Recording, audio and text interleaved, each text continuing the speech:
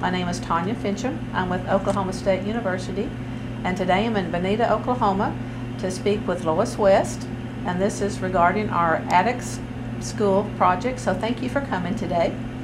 Thank you for inviting me. Let's start with learning a little bit about you. When and where were you born? I was born in Rogers County. Well, I was born out in the country, like it was called Pryor Creek, but now it's called Bowling Springs.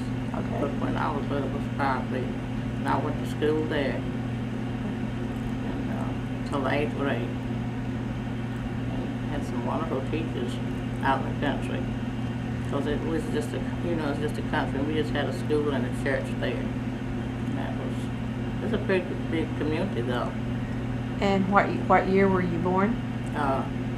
December 11th, 1932. 32.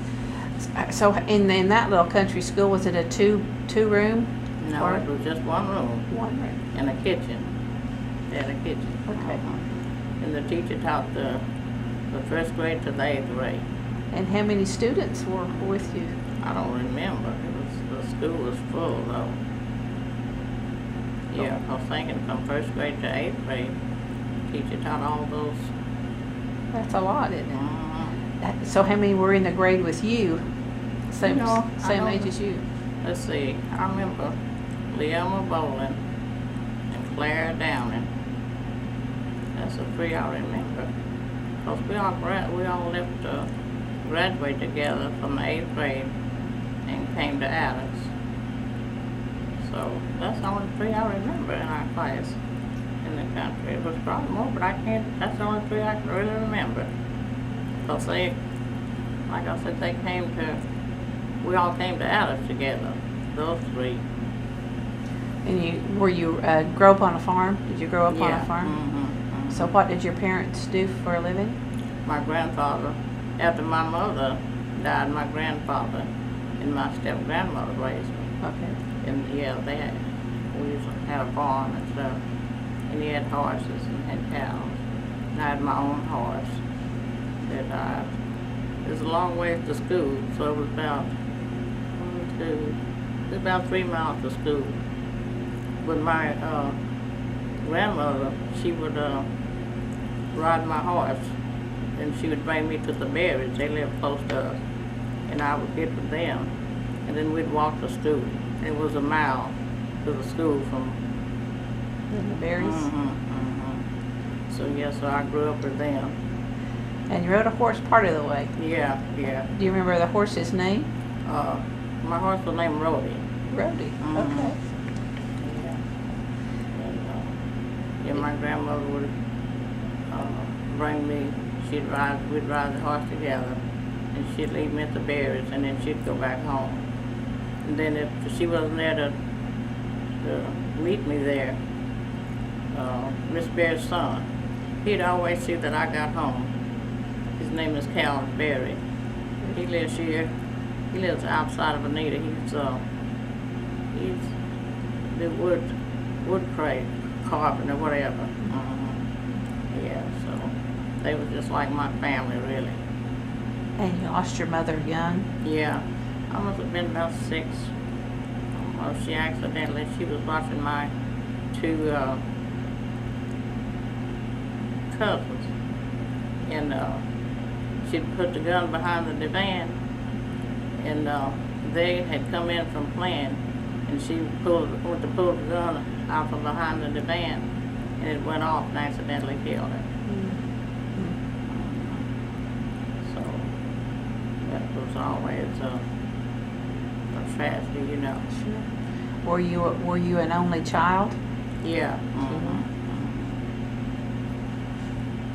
Yeah, I was the only child, but my dad had 3 more children, because he went to the Army, and he married my stepmother, and they had 3 children, but I never got to meet them, you know.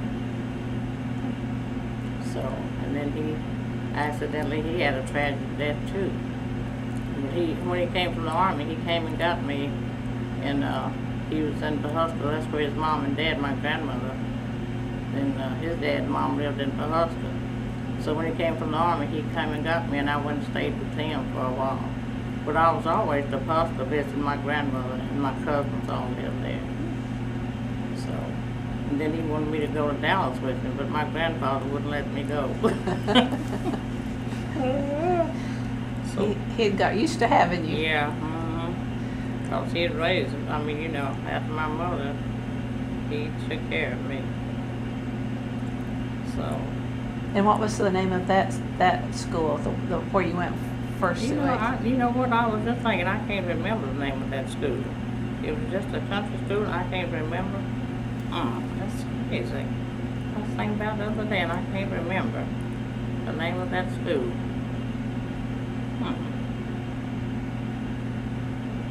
I remember all the teachers. We had so many different teachers, but Miss Wycliffe, Wycliffe, she was the last teacher we had, and that's when I graduated that year. We graduated that year when she was a teacher, from the 8th grade to the 9th grade. I can't think of that school. Was it Bulletin? You know, I can't remember. That's been so long ago. It may come to you when when the transcript comes. You can put it in there. Oh, okay. Did the school just go to the 8th grade? Yeah. So then you'd had to go somewhere. Yeah. So we came to Attucks. We needed to go to Attucks School. And what did you think of that? Oh, I really liked that. It was the first year we lived in the country, and we drove back and forth. My husband, he wasn't my husband then, but Edgar West, he came home from the Navy, and he was driving us back and forth from Pryor Creek to Vinita every day. So then Professor Bly asked him if he wanted a job, and he decided to take the job and finish school. So he went to school and worked, and we drove back and forth from Vinita to Pryor Creek every day. And we did that for a year, and then after that, I moved with my aunt. I stayed with my aunt and went to school. So you got married while you were in high school? Yeah, but nobody didn't know that. I had this best friend. Her name was Joyce Swain. And then they said you couldn't be married when you went to school. So I went to Edgar's mom and dad, and went to my grandmother and grandfather, and we told them we wanted to get married. So they gave us permission to marry. But we went to the courthouse and got married, and it was, I can't remember, a judge, some judge married us. And I remember my husband asked him, I got the marriage license now, but I can't think of his name. But he was old then, whoever the judge was. And my husband asked him, don't put it in the paper. And he promised he wouldn't, and he didn't put it in the paper. So nobody never knew we was married. So we got, and my best friend, Joyce Swain, was my best friend. So she's the only one knew. His mom and my grandparents and her, they're the only one that knew. And I went to school, and he stayed one place and I stayed another place. So I still went for Hunt. So, so we got married in 1950, and I graduated in 52. And I remember we went to Miss Holly was out teaching, and we went to Leonard Paul to a prom. And me and my husband was out in the car kissing, and she came out and really got after me. She said, you know you don't supposed to be out here doing that. So my friend, Miss Holly, got so bad with me, that's my teacher. She got so bad with me and stuff. And Joyce Swain, she said, let's tell them you married. Let's tell them y'all married. I said, no, I can't do that. We can't do that. I said, I want to graduate first. So it was really crazy, you know. Yeah. But I graduated in 52, and I remember when I graduated, I said, oh, thank God I can go by West now. You know, you think all the crazy stuff you do. Was he older than you? Did he graduate the same year or before? No, he graduated in 51. So before you. Yeah, him and his sister, it was 4 of them that graduated. Julie Ramsey, Oswald West, my sister-in-law, Edgar West, and Fred Ryder. It was 4 of them graduated. And Julie, she's the only one that's still living. She lives in Denver. And we was talking, we talk all the time. And we was talking the other day, and she was telling me when they started out, she said that was the biggest class. She said that's the biggest class they ever had. But it was just them four that graduated. All the rest of them left or something, she said. She don't know what happened to the rest of them, but when they started out, she was saying it was a big class.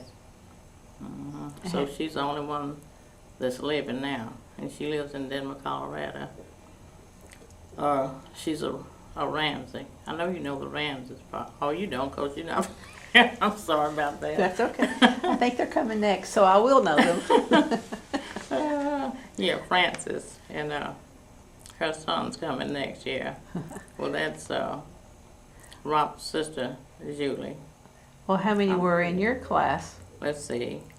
It was, let's see, George Swain, Eva Thomas, Billy Thomas, Leoma Bolin, Clara Downing, and Jess Markham. It was 6 of us in our class. So it's just 3 of us left. Eva, she lives in California. And George Swain, she's my best friend. She lives in Detroit, Michigan. And me, we're the only 3 that's left of our class. How do you keep up with each other these days? Oh, I keep up. Me and George, we've been best friends ever since the 9th grade. So we call one another all the time. Yeah, I went to visit her one time in Michigan, and she came to our first reunion we had in 1987. I believe she came to 2 reunions. But now I called her the other day and trying to get her to come home for a visit. But she said, I get tickled at her. She said she don't like to ride the airplane by herself because she's been really sick. She'd been really sick, but now she's so much better and doing real good. So, and she's lost her brother and her sister. They both went to Attucks too, but she's lost both of them. So I think she's the only one that's left in that family. So yeah, we talk all the time. So we trying to get her to come and visit us, but she don't want to fly by herself. So my son told the other day when we talked to her, he said, well, we'll drive up there and get you and bring you back to Oklahoma, he told her. Well, did you meet your husband when you started at Attucks, or did you know him before? No, see, the Wests live right across the street from the school. And I remember when he came, I was in the 8th grade when he came home from the Navy.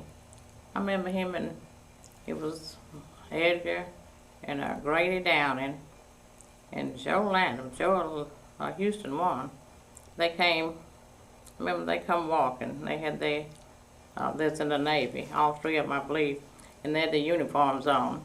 And we was in the schoolyard when they came home. And of course I knew the Wesses because I was raised up out there with them.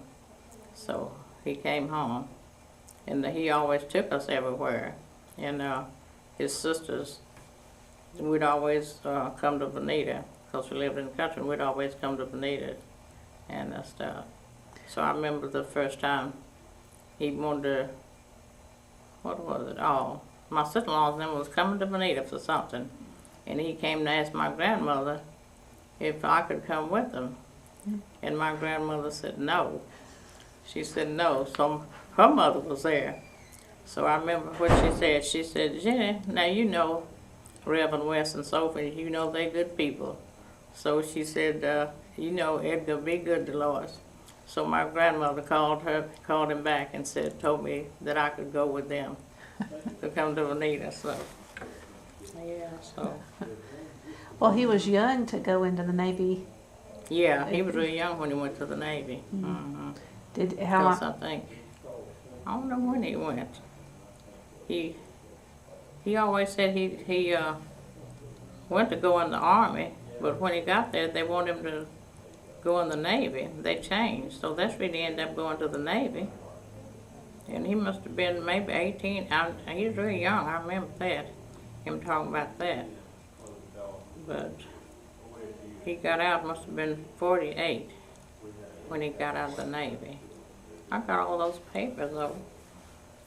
And he was stationed, he was on a ship most of the time, But he served before he graduated? Yeah. And then he came back home and went to school and graduated. How long was he in the Navy? You know, I don't remember. 'Cause I remember it had to be 48 because we was in school, grade school, and we graduated. Me and my sister-in-laws graduated. Yeah. That had to be 48. I think when he came home. Because he got discharged. Honorable discharge out of the Navy. Had he served well, that was the tail end of the World War II. Had he served a little bit of time during World War II? Yeah, he had to. Yeah. Yeah. Because his dad was in World War I. Yeah. So it had to be World War II, yeah. Because he spent most of his time on the ship. He looked sharp in his uniform? Oh, yeah, I should have brought the picture of him. He was in Hawaii. I got a picture of him. He was sitting in this place with this Hawaiian girl in his Navy suit, yeah. Because it was all white. And you got married in high school, but you still graduated. Yeah, So that's I what counts. graduated, yeah. Yeah, I graduated in 52. Did you have a favorite teacher at Attucks? Miss Holly, she was a homemaking teacher, and I really liked her. But I don't know. I think about Miss Marilyn Ford. She was from Muskogee. No, Wagner. She was a real good teacher. They were all good teachers, but Miss Holly, she always, I don't know, she just, I remember she got after me, I wouldn't go to the store. And we'd have homemaking, and you know how she wanted everybody to go to the store and get the groceries and get stuff, you know, for we was gonna cook. And I wouldn't do it, so she made me go and order the stuff, and I didn't want to. But she always said, it's something she always says. She said, when you go out, always go looking your best. Don't care if you just step out on your porch. She said, always go looking your best. That's something she said. She was a good teacher. She was from Tulsa. I really liked her. Well, from Tulsa, did she live here, or did she come? She lived here. I think she got a room. Maybe at Ryan's Hotel. Remember Ryan? Oh, you don't have to get you. But the Ryans had a big hotel, and they rented rooms out to teachers and stuff. But I think she went home on the weekend. She lived in Tulsa. I think she came and stayed the week and went home. Well, her husband might have picked her up. I can't remember. It's been so long ago. But I remember she was here all week. Maybe she went home. Maybe her husband picked her up. Did she teach you to sew? Yeah. Yeah. Good or bad, huh? Yeah, good. She was a mess. Me and my friend, I always think about this. Me and my friend was having Joy Swain. She was my best friend. We was in homemaking one day, and Junior Hicks, I always remember him. And he was making some pajamas. And me and my friend, we run out our bobbin. So, you know how crazy kids are. So we run out of our bobbin. So he had just left, and he had just put a new bobbin in his sewing machine. So we switched his bobbin, his full bobbin, put our empty one in there. And he came back and sewed the whole leg of his pajamas up. And there wasn't no bobbin in there. So he pulled up his pajamas, and first thing he said, Joyce and Lois, I know they're the ones did that. He told Miss Hollis. So it was really fun going to Attucks. And Miss Kelly, she was a teacher. Sometimes she'd let me come in her room and teach her kids. So she'd take a break or something. She was a music teacher. She was from Tulsa too. And she'd always let me come in and teach her kids while she was taking a break. But we really had some really good teachers. Mr. Ryan was our teacher. And I enjoyed Juanita Willis, Diane's aunt. She lived somewhere else, but she'd always come home on vacation. And Miss Bly, she'd come to the school and substitute teaching while she was on vacation, while she was home. So that I really liked her. She lived in, I don't know where she lived, in Louisiana somewhere. but her and her husband would come home on vacation. Yeah. That's Mr. Ryan's sister. Who was the principal? Mr. Bly. Oh. Yeah, S.A. Bly. Yeah, he was the principal. He was a mess. He was always on me and Joyce. He had a long old stick like that, and he'd, if we'd do something, he'd do that was. But he was really good. I really liked him. Him and his wife. Then he was the principal. I always think about her. She was old, and she decided to go back to Langston and go to college. Do you know her? Mm-hmm. And she went back. Yeah, she went back and went to school and graduated. I think she was a music teacher anyway, but she went back to get something about her music. Because my daughter, she taught music lessons. She taught my daughter. She taught all the kids music lessons. Piano or voice? Piano. Piano? Yeah. Yeah, she was really. Him and her both was really nice. Well, did he paddle students? No, I don't remember him ever paddling anybody. He might have, but I don't remember. Not you. He'd always get after me and Joyce because he was always doing something. So, yeah, it was really nice going down. So I really liked that. Did it have a cafeteria? Did we have a cafeteria? What did you do for lunch? You know what? That's crazy. We had a big gym. I didn't remember no cafeteria. I don't know what we did for lunch. That's crazy. Did we bring our lunch? That's crazy. I can't remember. I don't remember going nowhere eating, but then I don't remember having a cafeteria neither. You know it. That's crazy. I can't remember the big gym. That's crazy. I don't remember no cafeteria. I don't remember us eating at the cafeteria. I don't know what we did. That's crazy. I'll have to ask somebody else about that, you know. Bring a sack of lunch and eat it at your desk, I guess. Probably. I can't. That's. But there was no cafeteria down there that I know. We had a big gym. Did you have a library? Yeah, I think we did. I can't. Seemed like it was upstairs. Miss Orange's room. She was an English teacher, Miss Orange. She came from Kansas. She was a good teacher too. She made sure you knew that English. She could be tough on that. Yeah, we really had some good teachers. Miss Ford was the last. When Miss Holly left, Miss Ford came, and she was all making teacher. She came from. Where did she come from? Somewhere way off. Idabel. I think that's where she came from, Idabel. And then Miss Marilyn Ford, she taught bookkeeping and stuff, and she came from Muskogee. Because the two Miss Fords, they couldn't drive, and my husband taught them how to drive. Miss Marilyn Ford, her husband would bring her back and forth from Wagner. So Edgar, my husband, teach them how to drive.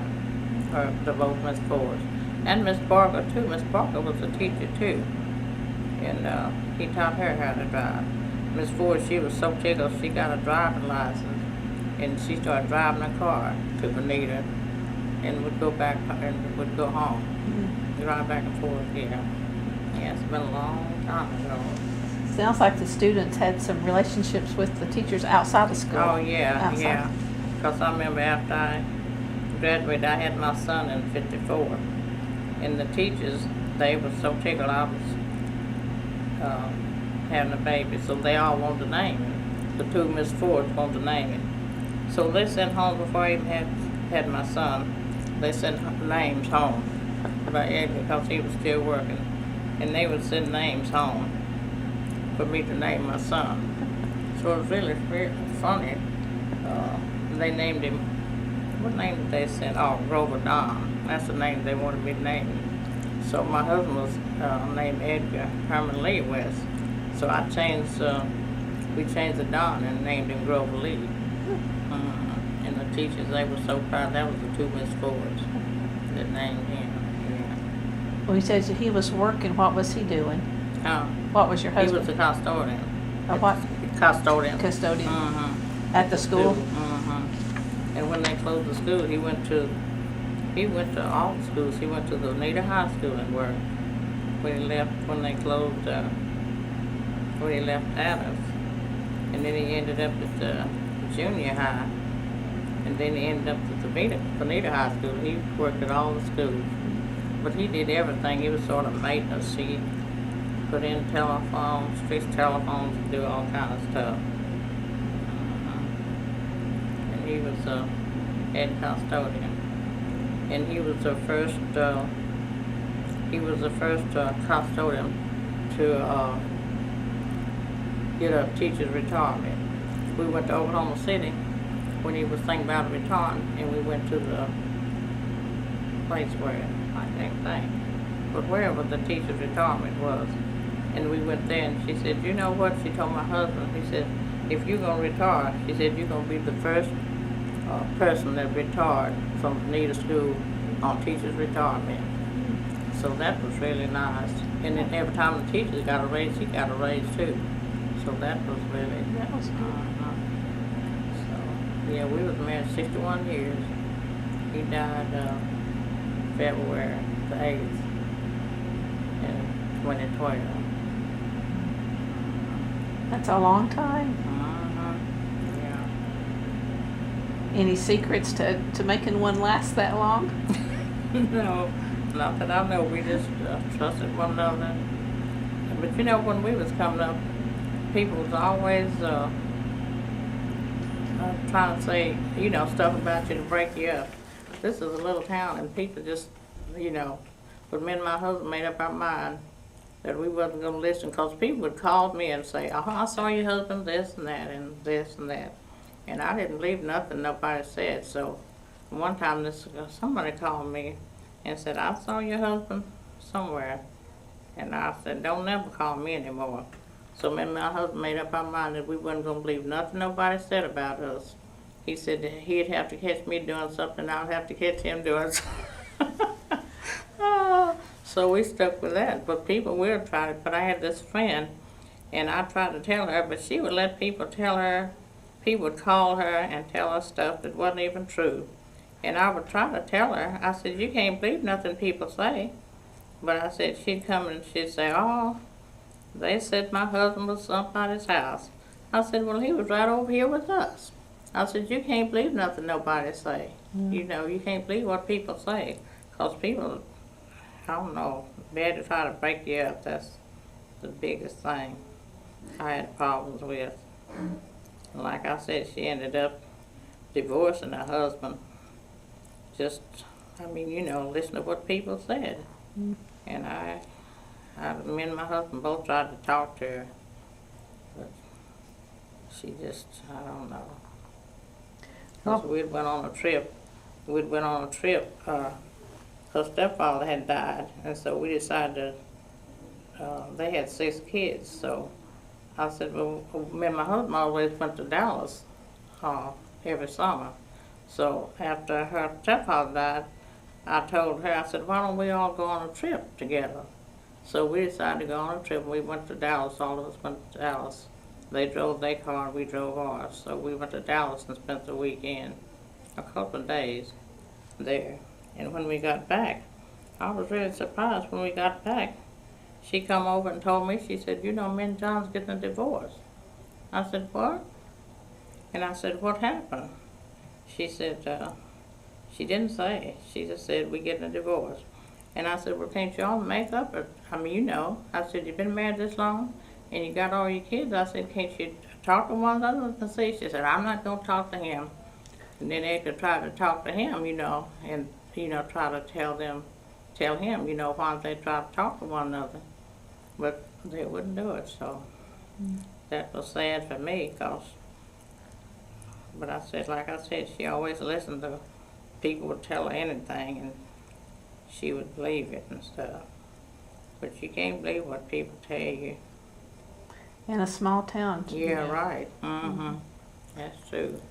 Well, when you were in high school, did you go to the basketball games? Oh, yeah, We'd go to, let's see, Pahuska, Ponca City, and let's see, go to Joplin, I think. But when we went to high school, me and my husband, we never went anywhere here. We always went to Kansas or Missouri. I think I went to one time to the movie here, but I never went to nothing. We always went to Baxter Springs. My brother-in-law, he liked to skate, and he liked this girl that lived in Baxter Springs. Baxter Springs. So we'd go up there and pick her up, and we'd go to Galena and skate. And then, but we'd go to Kansas or Missouri, and that's where we'd go.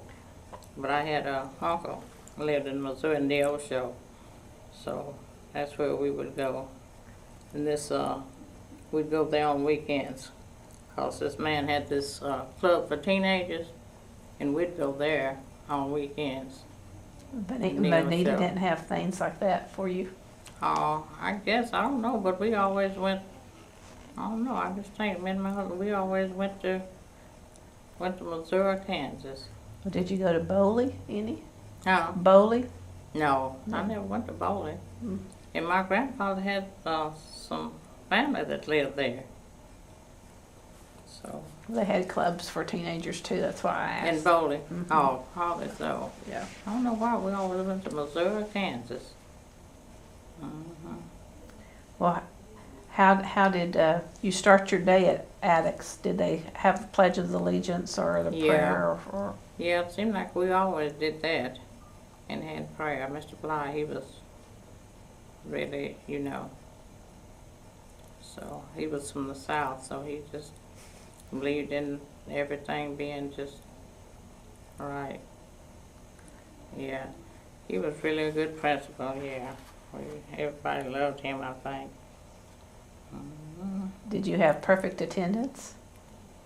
Yeah, I think so. I don't know if I had perfect, I doubt it. Because my friends, sometimes I'd sneak down because my husband's dad had bought them a house. So they'd have a place, like when we was driving back and forth. And if we didn't go home right then, his dad had bought a place there. So we'd go there and stay till we went back to the country. And of course, his mom and dad, they lived in the country. They had a farm out there. And his dad he'd went to college. And he had went to Tuskegee. And then he went to, where'd he go? Somewhere in Louisiana he graduated. But he was an agriculture teacher. But he decided he married Edgar's mom. She was from Pryor Creek. And he met her through some teacher. I guess when she was in Langston or something. But they started riding together, riding to one another. And I don't know if he came up here or she went, but I know they moved to Tuskegee. And that's where my oldest brother-in-law was born, in Tuskegee. And I remember my mother-in-law said that when George, that was his name, they named him after his dad, George. And they said, what's that man? I can't remember. George Washington Carver. Yeah, rubbed my brother-in-law's head and said he was going to be a genius. And he was so smart, you wouldn't believe how smart he was. But he got a chance. He moved to New York, and he got a chance to get a job at this Harvard University, and he wouldn't take it because he didn't like to be inside. And you know what he did? He took pictures. He took pictures like the movie stars come in New York.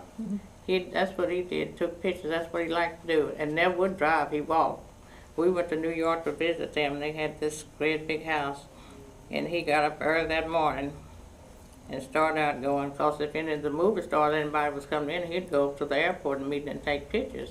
So that's what he did, took pictures. And he married, and his wife, she was so, because he got a chance to get this job at the university, he wouldn't take it. So she was really disappointed in that, Yeah. But he was happy doing what he did, so that was the main thing. Sure. But he ended up working at working at the post office. He took pictures and worked at the post office. Because he didn't like to be inside. He said he could not stand to be in no classroom. So. Well, you have a window. That's about it. So once you graduated from high school, what did you do? Well, I worked with this doctor and his wife. They had this little boy, and she wanted somebody to babysit. So she told me her name was B. Barnes, and I went out to interview for the job, and she said if Douglas liked you, that was the little boy's name. She said if he likes you, you can have the job. So when I went out to interview, he came and climbed up on my lap, and and she hired me. So the main thing, she wanted me to take care of him. So he ended up being just like my kid. He would come home. I didn't have any children then, and he would come home. He'd bad to come home with me, and he'd come home with me because she was a lab technician, and he was too. They run the lab here in Vinita, and he also worked out the Eastern State because that's when they used to do surgeries out there, and they would come from Tulsa. I remember Steve and his wife would come from Tulsa, and they would go and do surgery. And I'd always fix dinner for them when they came home. But the main thing was me taking care of him. Douglas, that was his name. So I'd have to get in the bed with him to get him to sleep, and just one thing after another. So now he just got to be my baby. So I wouldn't let them, I'm the one who bossed him around, and they'd get mad at me. They said, well, Lois, you think that's your baby? He don't listen to nothing we tell him to do. He said he listens to you. So don't care what happened. He'd always want to try to come home with me, and I'd bring him home with me every evening. And the day when I got pregnant, because I was working with them when I got pregnant with Grover, and she begged me. She said, please have your baby on Douglas's birthday. And she begged every day. She'd tell me that. And do you know what? I had my son on his birthday, that little boy's birthday, September the 30th, that same day. And now he's in Kansas. He lives in Kansas. He always calls me, always send me something for Christmas. But his mother, I remember the day his mother died. She was going, her and her friend was going to Grand Lake for something. Because the lab technician is going to Langley for something. And he begged to go with her. And she said, no, you go home with Lois. And he grabbed her leg and hugged her leg. And she said, no. She said, no, you go home with Lois this evening. So good thing it did, because she got killed that same day in a car accident, her and her friend.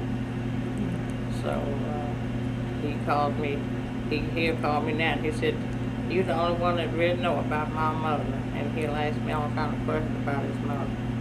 So, yeah. So he was just like, and you know what, it was really crazy. But when I got pregnant, I thought, am I going to love my baby as much as I love this little boy? Now that was crazy, wasn't it? Oh. But I asked her, I said, before I had, when I got pregnant, I said, you think I'm going to love my baby as much as I love Douglas? And she said, oh yeah, you will. But he's just like, he calls me all the time now. He's, him and his wife, they got one son, and he's graduated, and he just retired. And his sister, he had a sister, Lacey, she lives in Tulsa. And I always took them to the dentist or wherever they had to go. I just really took care of them. And then after his wife died, it was a long time, her mother came and babysat, took care of the kids. Well, then she left and went back to California, and then his mother came. She lived in Washington, D.C. So his mother came and took care of the kids.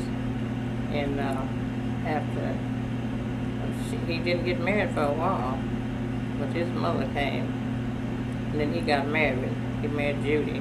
Her name was Judy. And when Jackie was a little girl, went to school, and I always took Jackie, my daughter, to work with me every day. And she was a teacher or something. She was be something in Washington, and she was a teacher too. But she always took Douglas and my little daughter and would make them read every day. She'd teach them every day. So, yeah, she was a wonderful person. So, they moved out on the lake, and then they moved to Kansas City. And their daughter, she got married. They invited us to we went to her wedding. Then when Douglas got married, he got married in Kansas City. And he invited us to the wedding, but it was so bad, it was snowing so bad we couldn't go. So I didn't get to go to his wedding. But he always sent me something for Christmas. He always called me. Now he calls me anytime, but he's retired now. Well, is he black or is he white? He's white. He's white? Yeah. Yeah. The doctor, they were white. I don't know no, you don't. No. They run a lab here. Him and his wife, they was lab technicians. And they had their own lab. And I went to work for them, Dr. Thayer, and all the doctors and stuff. Well, how long did you do that? Work for the lab? Let's see. I didn't work for the lab. I worked for them. For them. Let's see. When he married again, I still worked for him. And that's when his mother came and took care of them. And his wife decided to go to, where'd she go? To Louisiana. Because she was a lab technician, but she wanted to get more education, so she went there for a year. And I worked for them while she was gone. And then while I was there, I decided to go to work at Eastern State. So Mr. Barnes, he worked out there anyway.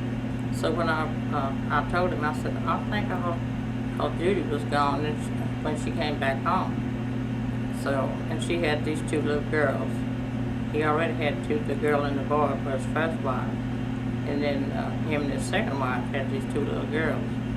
So I took care of them too. But then I decided I wanted to work at Eastern State. So I told him, I said, what about me going to work at Eastern State? Well, I worked for them, so I got tired working for them, so I decided I'd quit working. So my grandfather paid off all my little bills so I could quit work. So Judy told me, she said, you're not gonna like quitting work. So I stayed off, I don't know, a month maybe. And then I went back to work for him. So when I went back, I said, I told him, I said, I'd like to work out the Eastern State, you know. So he told me, he said, go ahead and put your application in. He said, but you won't like it. He said, you know what he told me? He said, you will be working with the lowest class people you ever worked with. And he said, they'll be calling your names. He got me prepared to go to work out there. So I said, well, I'd like to try it anyway. So he said, well, go ahead and try it. So I got a job at Eastern State. So I really liked it, you know. So, and I didn't really have no problem with anybody. So. What did you do there? I went as an aide, and I went to school. After I was there, I went to school to be a psychiatric aide. You had to go to school a year to be a psychiatric aide. So I did that, and then I got to be the aide of the year. That was really something. Yeah. And got to go to Oklahoma City and meet the governor. I can't remember who the governor is. I got a picture of all of us, the governor. But different counties, mental hospitals, picked out certain people for the aide of the year. So I got to be the aide of the year. And then, let's see, I'm trying to think. I met this woman from Norman. She was the aide of the year from Norman. And it was another place. It was three of us there. We had a big dinner. The governor had a big dinner for us, and the nurse went with me, and the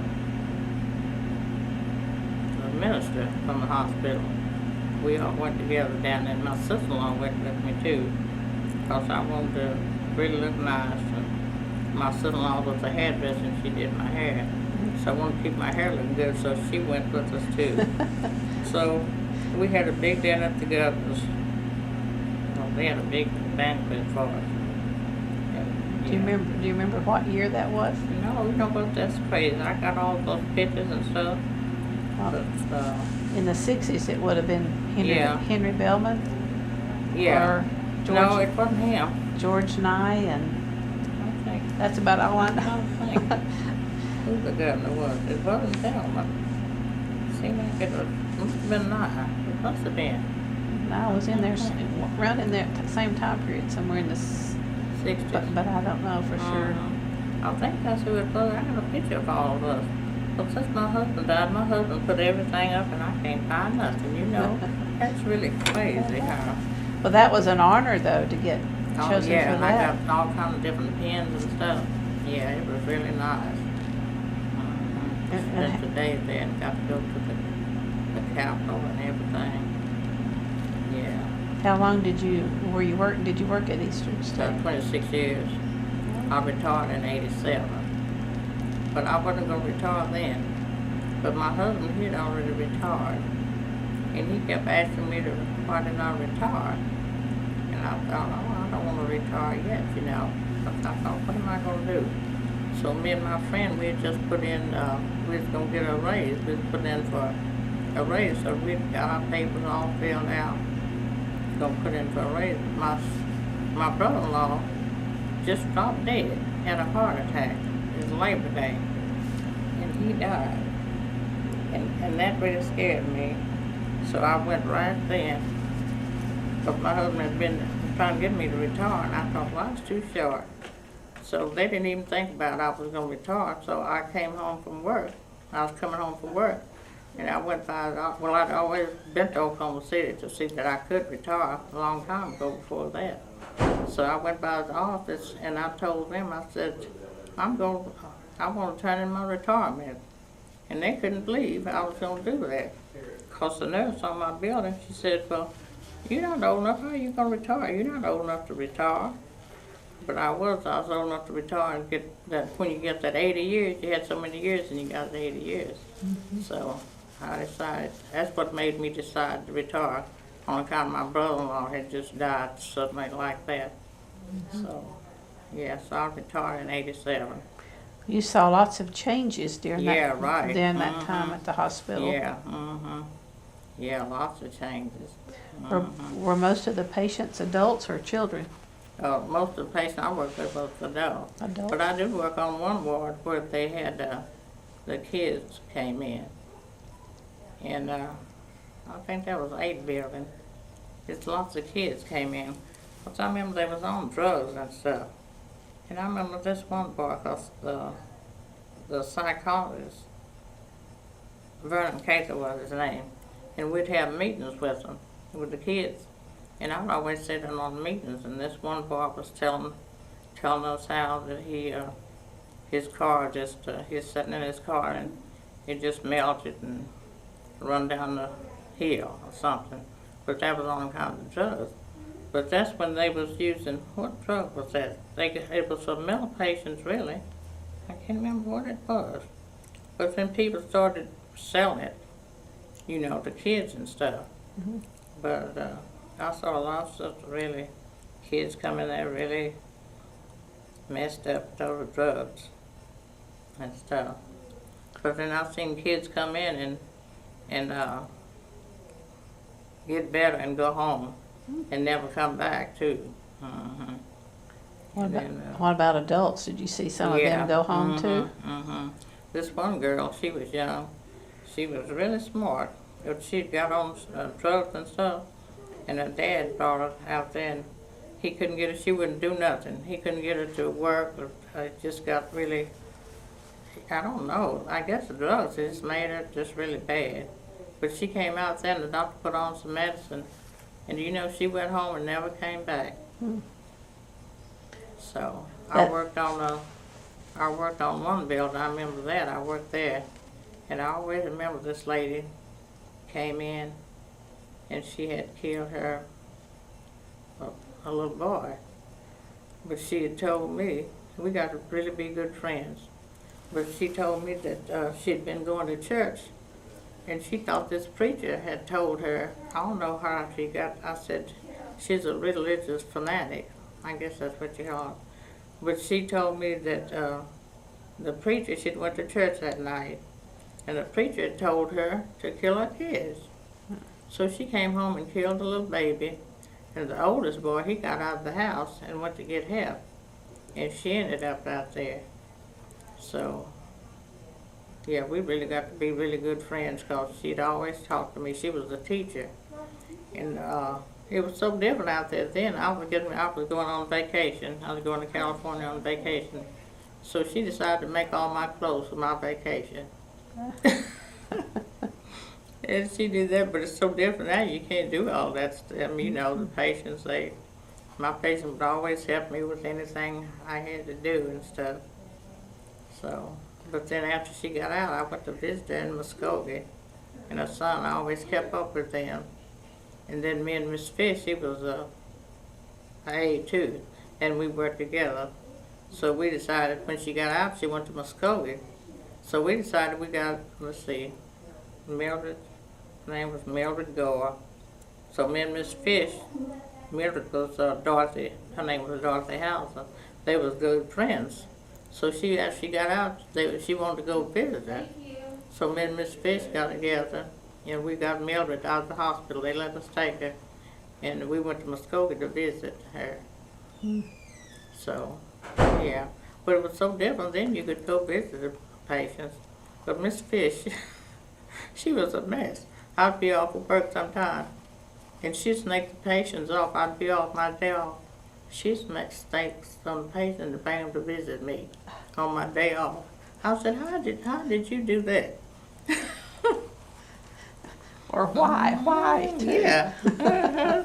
She was, I love Miss Fish. I think about her. She was a wonderful aide. The doctors treated them with medicine or with therapy? Mostly with medicine. Yeah. That's when they used that Thorazine. They used a lot of that. And I had this one patient, I always think about her, Marina Faye. And she was a schizophrenic.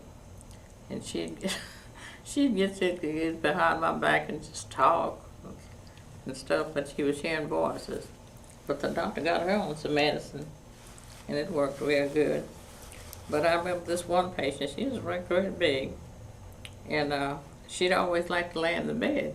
So I'd always make her get up. I said, you need to get out of the bed and stuff.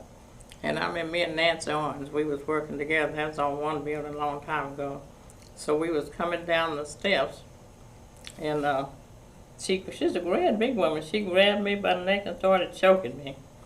And Nancy thought she was playing. So she finally turned I thought I was going to die. So she finally turned me loose. And I said, why did you do that? She said, you make me so mad making me get up this morning. She said, that's the reason I was making me get out of the bed all the time. She said, that's the reason I was choking you. So she said, I'm sorry about that. So and I said, and this one girl, she would always go downstairs. She said, go downstairs. We had a Coke machine. And she'd always come and say, it was an open ward. They could go out. And she'd come every day and say, Lois, you want me to go get you a Coke? And I said, yeah. So she'd go get my pop, and she'd open it up. So them girls, later on, them girls said, do you know every time she got your pop, she'd drink out of it before you gave it to me? I said, no. She said, that's when she always want to get your pop every day. So I enjoyed working there. I really enjoyed that. That's the best job I had. And then on the end, I ended up working on, before I retired, I ended up working on 12 building. That's where they send patients that's been, insanity, did a crime, and come there to see, if they could be able to stand trial if they're mentally sick. And this one guy, I always think about him. He ended up there because he had cut his mother's heart out. You wouldn't believe the stuff that, Yeah. So he came, and I thought, now he had to really be sick to do that. So I'd always talk to him, and we got to be really good friends. So he got on medicine and really got better and stuff. But I figured, but they said, oh, Lord, she believe anything somebody tell you. I said, well, he had to be really sick to do that to his mother. I said, don't you think he was really mentally ill to do that? And they said, well, some people just mean. I said, well, he always talked to me and stuff, and he told me how, you know, his mother had never done nothing to him or nothing. But he just really got sick. But then some of them would come there. I remember this one guy came, and some of them come there trying to get out, going to prison and stuff. And this one guy came there, and he was getting better and stuff. And I told the doctor would come and check, you know, to see if they was getting better to go to court. And this one guy, he was there, and the doctor came and he said, the doctor asked me, he said, how is he doing? I said, well, he's doing a lot better. So when the doctor left, he said, why did you tell the doctor that? He said, you know I'm not getting better, but he was, but he didn't want them to know it. I said, well, you are getting better, but he didn't want to go to yeah, right. Prison. But I worked there on 12, and I really like that. And they got into a big fight out there, these guys. And I went out there and got in the middle of them, and they just stopped fighting. Oh, and the doctor got so upset with me. He said, why did you do that? He said, it's a wonder you hadn't got hurt. But you know, I was lucky. I never got, the only thing that really happened to me, this is really funny, when I was working on the women's ward, this little bitty little woman was always at the dining room. And I had a sweater on, and she grabbed my sweater and got my hand. You know how you got a sweater, and she got my hands. And I get my hands off that sweater. We got down on the floor, and she was holding, and the girls couldn't get her off of me. It was really funny though. But little woman. But but they finally got her off of me. But I didn't get hurt. But she was kicking and cutting up because she was trying to get her off of me. But it was real funny. And I asked her, I said, why did you do that? She said, I don't know. She told me. But I guess I was just lucky because all the years I worked out there, I never got hurt or nothing. And I jumped in the middle of the fights and everything.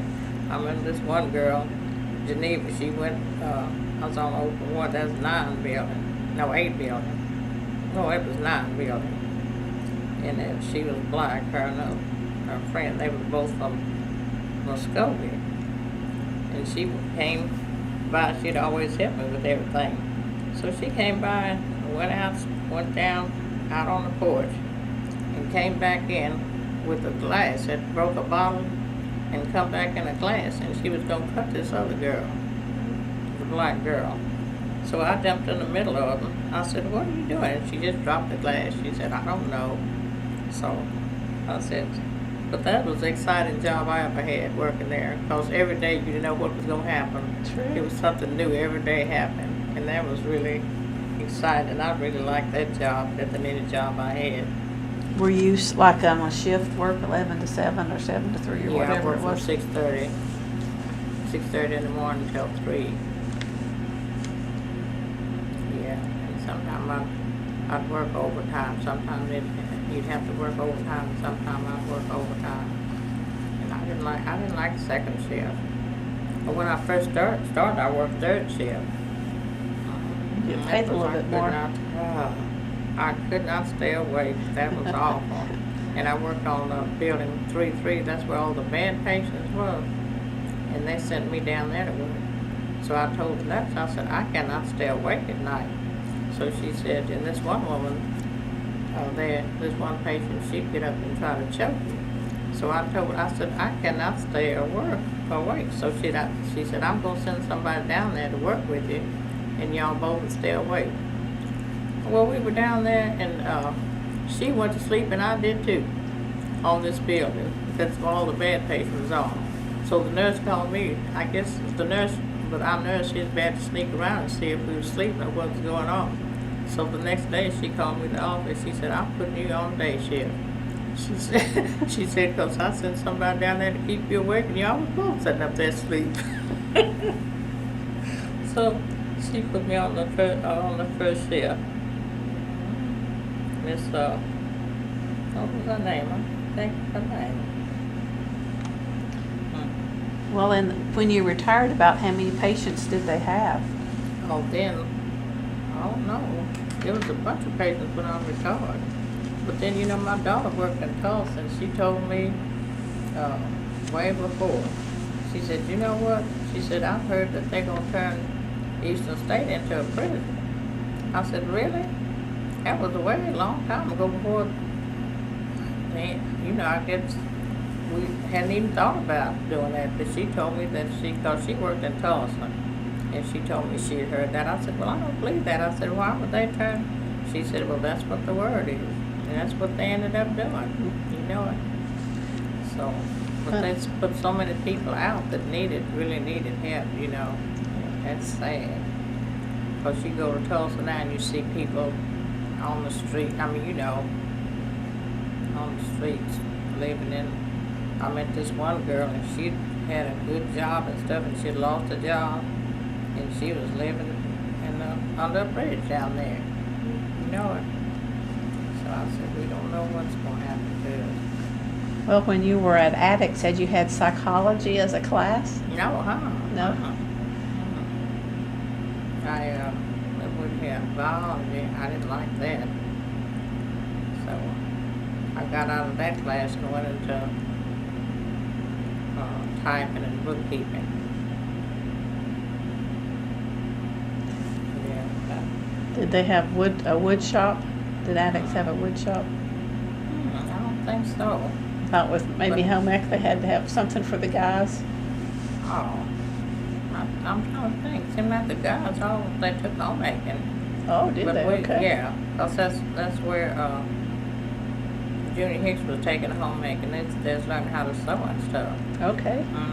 And cooking and stuff. They didn't have wood shop, but when they went to high school, they got a wood shop. If they needed hire when they integrated the school. That happened after you had finished After it. I graduated, yeah. I think, what year did they integrate the school? I think my brother-in-law was the last class that went there. Charles Kirkendall. I think that was the last class that went to Attucks. This 56, 57, something Yeah, like that. I think so. Yeah, I believe it must have been there. Did the community change much when that happened? No, my kids, when my kids went to, my daughter, let's see, my son went to Southeast. They changed the Attucks to Southeast then. My son went to school there. And then when my daughter got ready to go to school, she went to Will Rogers. And they was integrating the school. And the superintendent, because my husband worked for the school, so the superintendent wanted to know if we would send our kids to Will Rogers to start integrating. I didn't want them to go, but my husband said, okay. So they went to Will Rogers. So then when they went to Will Rogers, they sent all the black kids back to Southeast. And my kids, the superintendent wanted my kids to stay there at Will Rogers. So they did, and they had Miss Wicker was a teacher. Was my kids' teacher. She was real nice. I really liked her. So my kids stayed at Will Rogers and went to school there for a while until they started gradually putting other black kids there. So, but I figured my husband said since it was soon time to ask him if we could leave, and he worked for the school, so you know how that is. So Yeah. So my kids they liked it there though. But my daughter got to be real good friends. Let's see, Duke Logan, their daughter. She was real good friends with my daughter. And this one little girl, she always come and stay all night with us. And her mom, and then Jackie would go stay all night with her. But then I got to thinking, I don't know if because when you wake them home, so much stuff can happen though. But then my kids always been really, just get along with anybody and stuff. Did you live in Vinita at that time? Yeah, we lived in Vinita. So you've lived in Vinita ever since you got married? Yeah. For the most part? Yeah. For she lived in the country. I got a place in the country that my grandfather left me. I try to keep it. And the West has got all that land out there. They got 100 and some acres out there, but nobody lives out there. Most of them, let's see, my sister-in-law lives in New York, my brother-in-law lives in Michigan, and the rest of them live in Tulsa. But we'll think everybody want to buy the land. But my mother-in-law, she said she wanted to always keep the land in the West's name, because her dad gave them that land to start with, her dad. And that's reading Ada's dad. He decided he wanted to teach agriculture. He wanted to be an agriculture teacher. So he raised peanuts and all kind of stuff he did. And he's originally from Alabama. And we go down there and see them all the time. And Gary Reedus, that's my husband's cousin. He played for the Pittsburgh Pirates and Texas Rangers. But he's retired now. I just called her the other day, and she wants us to come down there. They live close to Huntsville in Alabama. So they live in a little community outside. But I told my grandson, I want him to, my Edward's dad built a steeple on that church there in Alabama, because nobody couldn't build that steeple on that church. But his dad had to build that steeple on that church. And it's really something to see. So the first time I went to Alabama, Edward's dad wanted to go back to visit, and nobody never took him. So we went to California on vacation and came back. And when we came back, we still had time. So Edward said, well, I'll take Dad to Alabama. Said he always wanted to go back home. So Edward asked his dad, he said, do you still want to go to Alabama? He said, yeah. So we went there, and he showed us all around, took us all around and showed us his church that his dad had did the steeple. And he showed us where he'd sit when his dad was building that steeple, and he showed us the steps where he would come and eat lunch with his dad every day. Yeah, so it's nice. So my grandson, I want to take him there, because I've been there. Let's see, I've been there. We had a family reunion there 2 times. So I've been there. But my grandkids, let's see, my 2 granddaughters have been there for the last reunion. But my oldest grandsons, they haven't been there. And then my grandson, he lives in Lawrence, Kansas. And he said he wanted to meet his papa's family. So I want to take him down there when I get a chance. I just had a Hunts reunion. The first time I'd met some of my family that I didn't know. So we had that in June. And they live all around. So my cousin, she lived in New York, but she's the one that decided to have the reunion, but she moved from New York to Atlanta. So she's the one that decided to have this reunion for all of us. I've never met any of them. So me and my family got a chance to meet all of them. Okay. And they were so different. I mean, the Hunts, they were so, I don't know, they were just, they were sort of stuck up, You know how you meet but maybe it might have been me, because I'd never met them before. You know how you meet, I was kind of dreading, because I'd never met any of them. So that was my first time of meeting them. So, but we had a really good weekend. But she got this place at Oklahoma City. She got this motel, and it was right side, it was where the Thunder's playing stuff. And it was really nice, but then on the end, it ended up really bad, because we had a banquet that night. And it was really sad, because we had got there kind of late, and when we got there, they had already started eating. And ended up, the chicken was raw, the steak was tough, it was awful. And that's supposed to be a first class hotel. It was a Marriott Country Country Yard Marietta, I think that's what it was. But it was right downtown in the middle of everything. But she lived in Atlanta, and she just picked, I think she got on the internet and just picked a place that was close to the airport. It was in the middle of everything. Everything was close there. So she was just, her and her, let's see, her cousin, one of my cousins lived in California, Sacramento. Her and one in Atlanta, and the one lived in Wichita, and got the reunion together. And they didn't live there, and they didn't really know. But I had one cousin that lived in Oklahoma City, but they should have really got her and tried to, you know. So, but it turned out okay. But they ended up crying because Grover, my son, said they was out in the hall crying because the food was so bad. But they had the hotel sent out somewhere else. They had to send out somewhere else and get food. So, but it turned out okay. So I got to meet them. So they're gonna have the next reunion in Dallas. I got a cousin live there, so they want to have it in 2016 in Dallas. So my grandson, he was life of the party. He's how old is he? 10, 8, 9 or 10, I think. But he is so smart. His grandfather was a doctor here, a psychiatrist, Dr. Coonfield. That's his grandfather. And he is so smart. He lives, let's see, his mother's there, she's married again now, and they live in Lawrence, Kansas.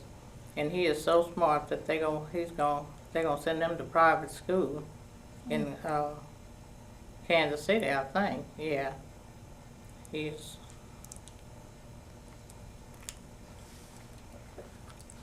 So he wants to go to Alabama and meet the family there. So I'll take him on. Yeah, I will. He's anxious to do that. Yeah, he's so sweet. Well, do you have a favorite memory or two from your days at Attucks? Oh. Besides getting married? Oh. Yeah, I think the best memory I have, me and my friend, Liama, his mother, I always remember this. This is the best memory I guess I had. His mother was going to have, that's Liama Bowen, his mom was going to have a baby, was going to have twins. So I remember that day just as good. Me and Joyce, we was coming down the steps. Liam was coming up the steps, and he said, "Mama just had twins," he said. And me and Joyce was upstairs, and he was downstairs. He said, "Mama just had twins." And he said, "Guess what she named them?" He said, "Linda Lois and Brenda Joyce." And we just screamed and ran down there and hugged him, and we told, she named them after us. That's what we said. She named them after us. And we went all over school that day telling everybody that that was Ava's aunt. And we went all over school telling everybody that Aunt Mary named them twins after us. Mr. Bly said, "Oh, she didn't name them after y'all neither." And we said, "Yes, she did too." So that was good friend too. Yeah. Yeah. Yeah, that was really something. Well, anything else you want to add before we close out? Oh no, I think that I done said enough. Probably Oh no, too. you're great. That's probably. Attucks was a good school for you. Oh yeah, it was really. Yeah, I really enjoyed it. And the teachers, we all had wonderful teachers. But I think about Miss Holly. It was one teacher came from Parker City, and I cannot remember her. Oh, Miss Kirk was her name. She was a homemaking teacher too. But I think Miss Holly was the best homemaking teacher that I had, that I knew, you know. Then Miss Ford, though, she was a homemaking teacher too. After Miss Holly left, I think Miss Ford came. Yeah, she came. Cause there was two Miss Fords. Miss Ford from Wagner, and the Miss Ford from, she was from Idabel, the other Miss Ford, Dorothy Ford and Marilyn Ford. And Edgar's one taught them after I graduated, they were still there. And Edgar's one taught them how to drive. A straight shift, probably. A straight shift or stick. I remember I used to drive this. We had a pickup. Edgar learned me how to drive, and I never did get my license. And I drive everywhere without any license. So when I went to work for the Barneses, she said, Lois said, have you got your license? I said, no. She said, well, you're going to have to get your license because I want you to take the kids to Tulsa, to the dentist and stuff. And I remember they had this pink Cadillac. So, so I went and got my license. So I told her, I said, I got my license. She said, well, I'm going to let you, I want you to drive, you can drive that car. And I remember they had that pink Cadillac. So she said, I want you to drive that and take the kids, and I'll take Lacey to Tulsa to the dentist. And we'd go everywhere. In a pink Cadillac. Yeah, I always remember that. Well, Attucks must have been pretty good to draw teachers from, all over the place. Yeah, everywhere, yeah. Like, let's see, we had a Miss Harris. They came from Tulsa. Miss Kelly, I don't know where she came from. Miss Holly, I know she was from Tulsa. The two Miss Fords, one of them's from Wagner, and the other one's from, what did I say? Idaho, somewhere way down she was from. And then Miss Kurt, I remember her, she was from Ponca City. I remember her. And Miss Parker, she was from Vinita. She taught Attucks too, and Miss Claire Holiday, she taught that too. Because Miss Parker taught me out in the country before I came to town. She came out there and taught with her. I remember she came out there and taught because her daughter was little. And she'd bring her daughter. She lived in Vinita, but she'd come out in the country and teach, and she'd bring her daughter with her. And we'd make her a bed in the sand box. You know it. We had a very big sand thing. And we'd put blankets in there and make her a bed there, Miss Parker's daughter. Probably slept pretty good. And she came to the last reunion. She lives in, I don't know where she lives. She lives in Atlanta or where? But, Well, why is it you think people are willing to come back to the reunions? What is it about? I don't know. Everybody just like to come back, So I don't know. Everybody. The first reunion we really had the first one we had in '87, because and everybody came back then because so many people have died since then, But that was the biggest one we had. And we had it at Shangri-La, and it was really nice. Yeah. So, but then we have. Let's see. We're gonna have another one. Let's see. It must be 2015, I guess. I just got a letter. They have meetings now. So yeah, I think we'll have another. We try to have one every 2 years. But like I said, so many people have died, this year lately. So they try to get the kids to keep it going. And they were talking about trying to close it out, but Reverend Swain, that's Joyce's brother, he just died not long ago. But when he come, he said he wanted to keep the reunion going. So they're trying to get it like our kids keep it going, Right. The younger generation keep it going. So I try to get my kids really interested in it, Well, it was a significant part of this Right. of this town and your life, really, too. Yeah, because I think my step-grandmother, she went to school there, but she said when she went there, it was just one room, I believe she said, Attucks. But that was a long time ago when she went there. And she remembered going to school there, and she always, if you don't write nothing down, you can't remember. But she told me the professor's name when she went to school there. That was a long time ago. Well, I think they built it in 1916. Does that sound about right? 1916. Yeah, So it's almost 100 years old. Oh, yeah, right. So I'm glad they're trying to keep it up there. We're trying to really keep it up. And you were It's there. on the historical. And you were there 4 years. Yeah. It's on the Yeah. National Register. Oh, yeah. Right. That's what you were going to say. Yeah. Yeah, I was there. I must have came out in 49 because I graduated in 52. So I think that's right. Because I remember, yeah, I was 48. So I'm in 48 because that's when my dad died in 48. Yeah, And then you got married in in 50.